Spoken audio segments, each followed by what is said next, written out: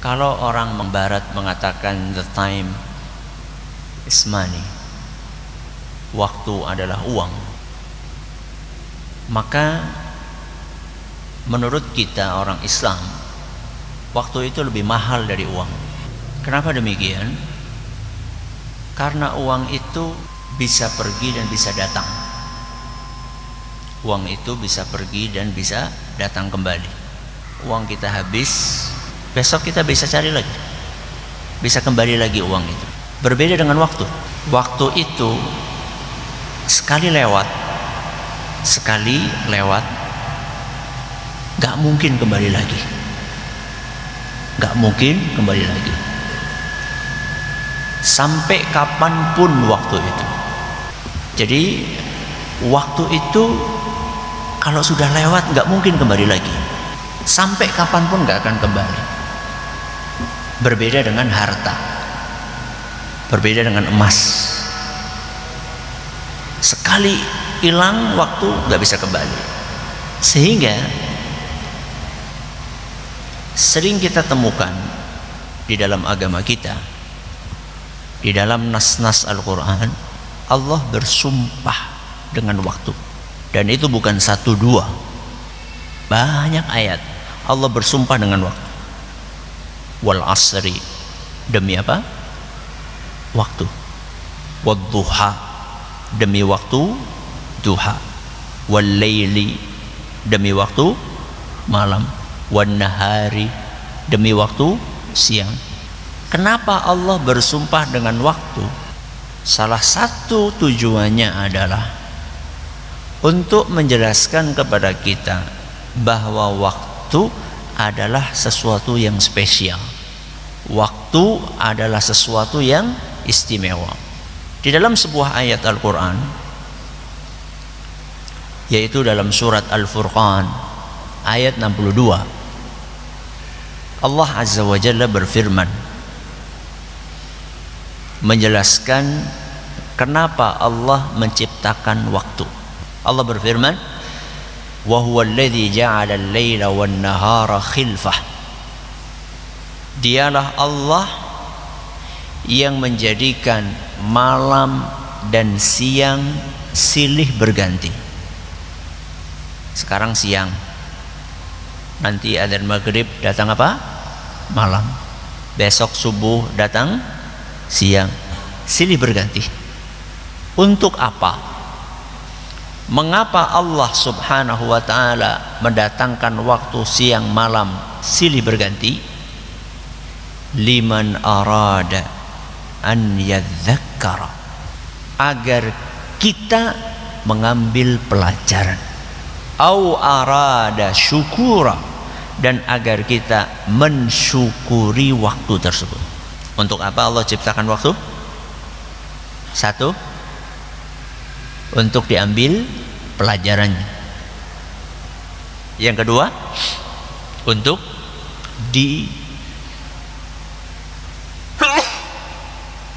Alhamdulillah. Pertama untuk diambil pelajarannya, yang kedua untuk disyukuri. Surat Al-Furqan ayat berapa? Ayat 62. Kenapa Allah ingatkan di dalam ayat tadi bahwa kita harus mengambil pelajaran dari waktu, kemudian kita juga harus mensyukuri waktu? Karena banyak orang yang menyia-nyiakan waktu. Saking banyaknya orang menyia-nyiakan waktu, maka kita perlu diingatkan. Syukuri waktu tersebut. Kata Nabi SAW, ni'matani maghbunun fihima katsirun minan nas. Ada dua nikmat, kebanyakan orang itu lupa dengan dua nikmat tersebut. Apa nikmat tersebut? As-sihhatu wal faragh. Nikmat kesehatan dan nikmat waktu luang. Hadis riwayat Bukhari. Coba perhatikan. Banyak di antara kita begitu sakit baru nyesel.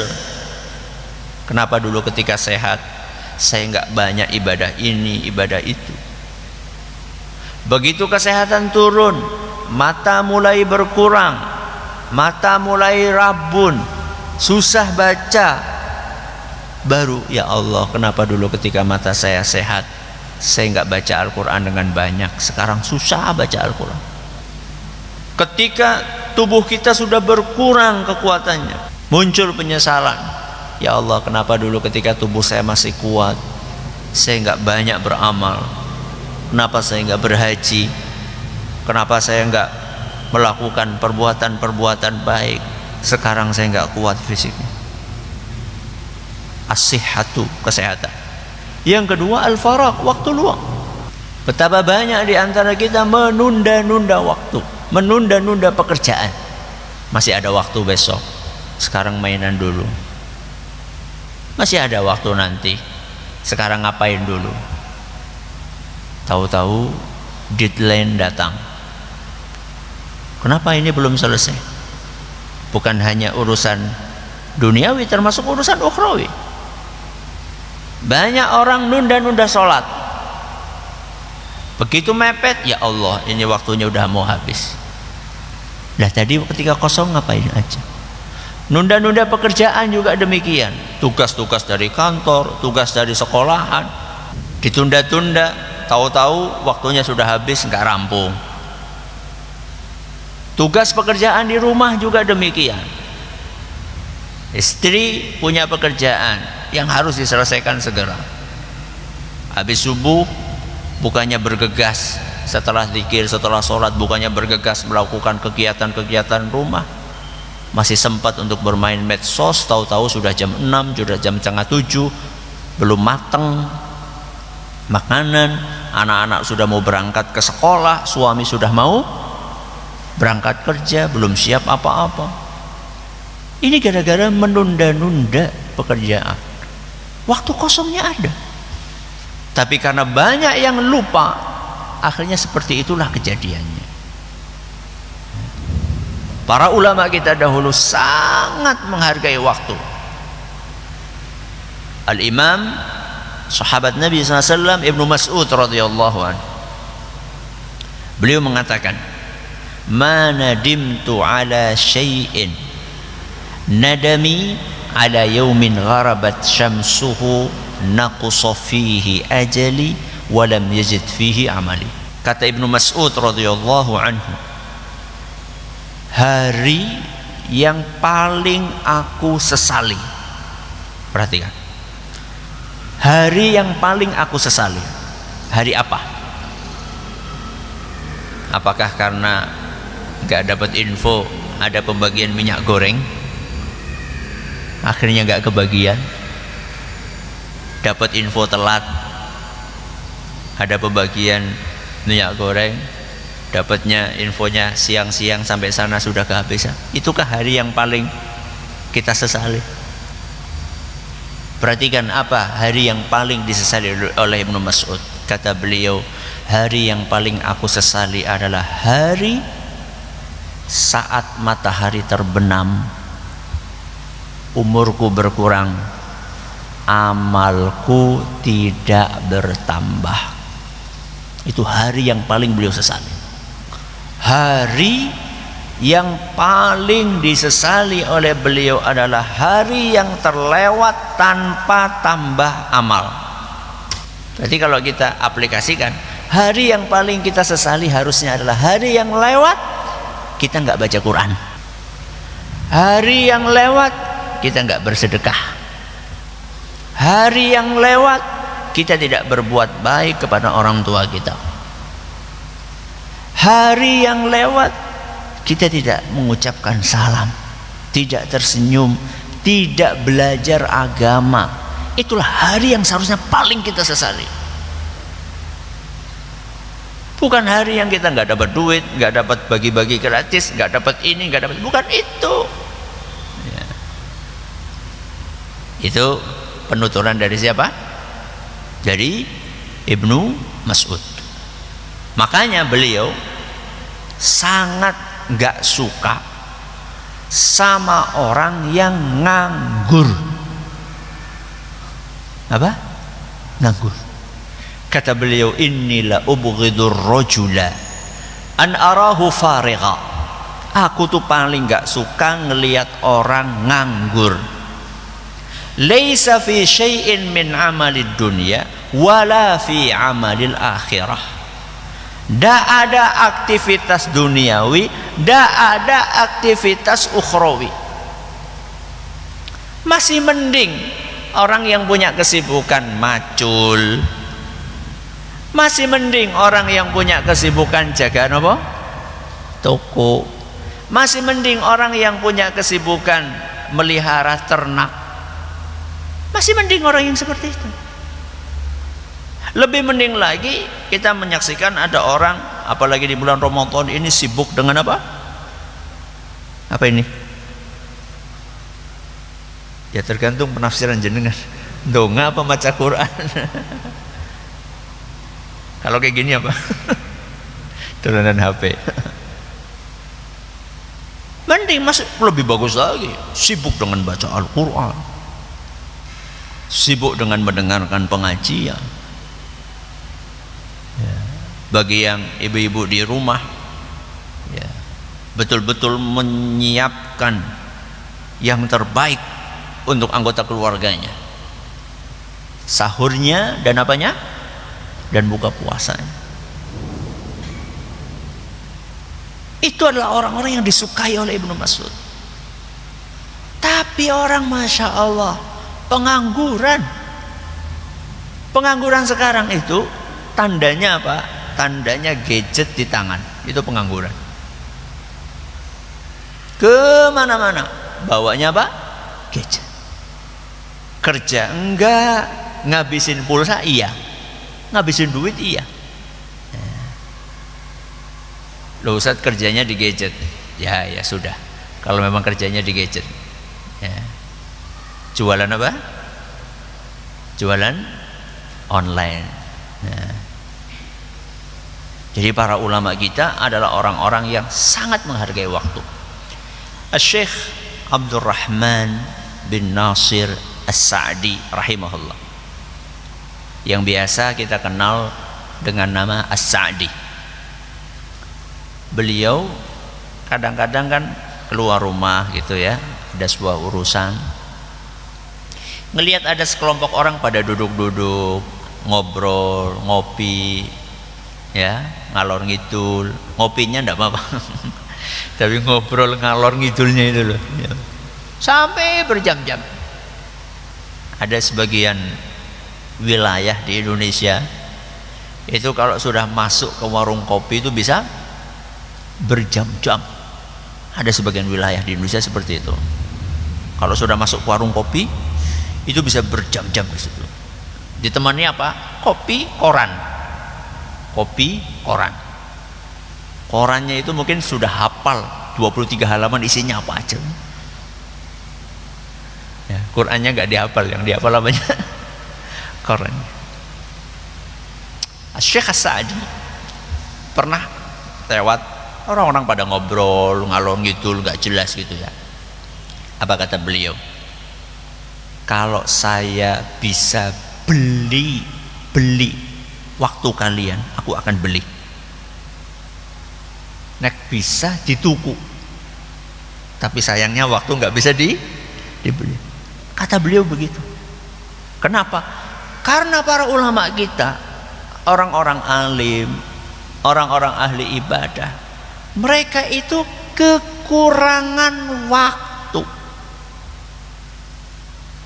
Mereka itu berharap satu hari itu enggak hanya berapa? 24 jam. Kenapa? Karena mereka butuh waktu tersebut. Mereka butuh untuk belajar, mereka butuh untuk mengajar, mereka butuh untuk menulis, mereka butuh untuk baca Al-Quran. Mereka harus bagi waktu. Jadi para ulama itu mereka punya 24 jam waktu sehari, Mereka itu bingung karena kurang. Harus dia bagi-bagi. Dia harus membagi antara waktu dia mengajar, dia harus membagi antara waktu dia untuk belajar, dia harus membagi antara waktu dia untuk istrinya, untuk anaknya, untuk santri-santrinya. Dia sendiri juga pengen belajar, pengen baca Al-Quran, pengen zikir. Sehingga kalau jenengan bertamu ke rumah ulama, ke rumah ustadz, ke rumah kiai, aja suwe-suwe. Buktinya ustadz itu ya mesem-mesem ustadz. Ya masa Arab besengut ya orang member temen. Ayah kami Ustaz Zaini Muhayyad rahimahullah, kalau tamunya sudah lama nggak pulang-pulang, apa kata beliau? Ya apalagi gitu. Maksudnya ada hajat apalagi? Wis rampung yang ndang bali, kira-kira kayak gue. Tapi yang nggak terucap kalimat tersebut, hanya pakai kalimat apa? Ya apalagi. Ya. Seharusnya orang yang cerdas, ya, orang yang cerdas itu seharusnya paham kalimat itulah kalimat apa? Pengusiran. Ya, kon bali lah intinya. Aja suwe-suwe. Ya. Kenapa? Bukannya mereka nggak suka menerima tamu, bukan? Karena mereka itu punya aktivitas. Sehingga kalau memang jenengan tahu ini ulama ini, sesimpel mungkin, sesingkat mungkin urusannya apa? To the point. Ya. Kalaupun nun sewu ya. Saya pribadi kadang-kadang kalau ada orang konsultasi itu saya sukanya sambil berdiri. Ben apa? Ben aja kesuwen. Ya. Apa konsultasi apa? Tanya apa? Masalah apa? Bisa dijawab alhamdulillah, nggak bisa dijawab wallahu a'lam, selesai sudah. Habis ini masih ada kerjaan-kerjaan yang lain. Ya. Jadi jangan jenengan pikir ketika ada ustadz ulama ngajar, ngisi pengajian, ngisi ta'lim, itu mereka nggak perlu menyiapkan materi, perlu. Nah, menyiapkan materi untuk pengajian itu bisa lebih lama apanya? Menyiapkannya daripada menyampaikannya. Jangan jenengan pikir kultum, napa kultum? Kuliah 7 menit, itu nyiapkannya 7 menit. Enggak. Kultum itu bisa nyiapkannya 70 menit. Untuk disampaikan berapa? 7 menit. Ya. Nek sedina kultum mapping pitu kepada. Ya.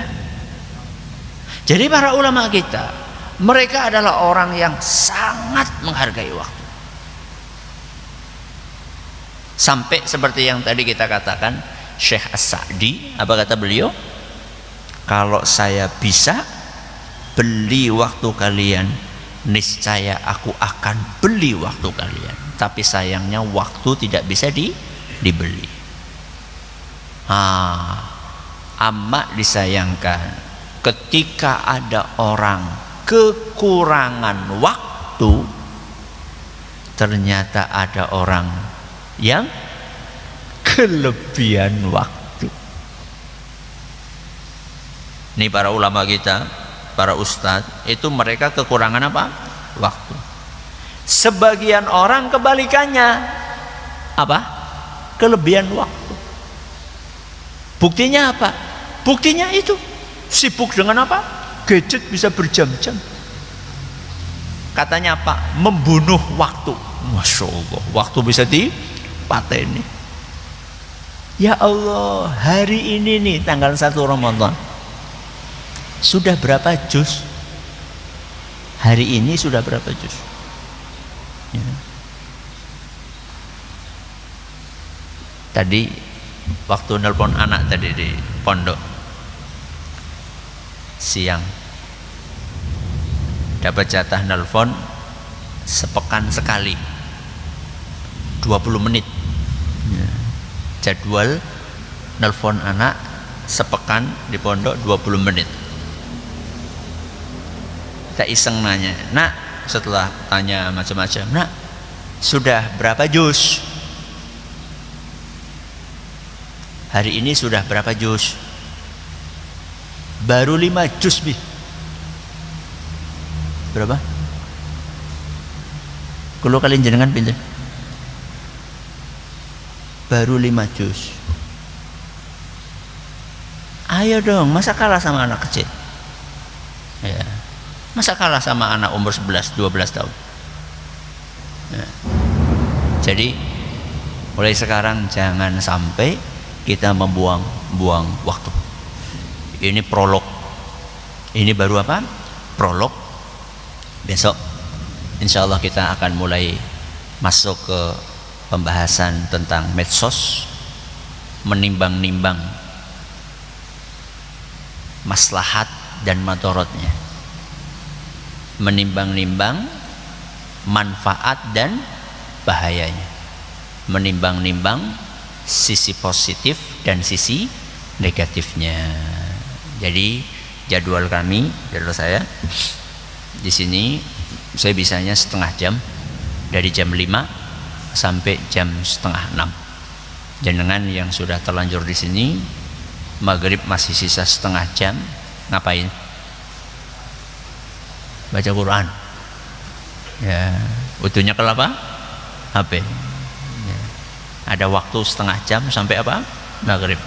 Minimal dapat berapa? 1 juz. Setengah jam kan 1 juz paling. Ya.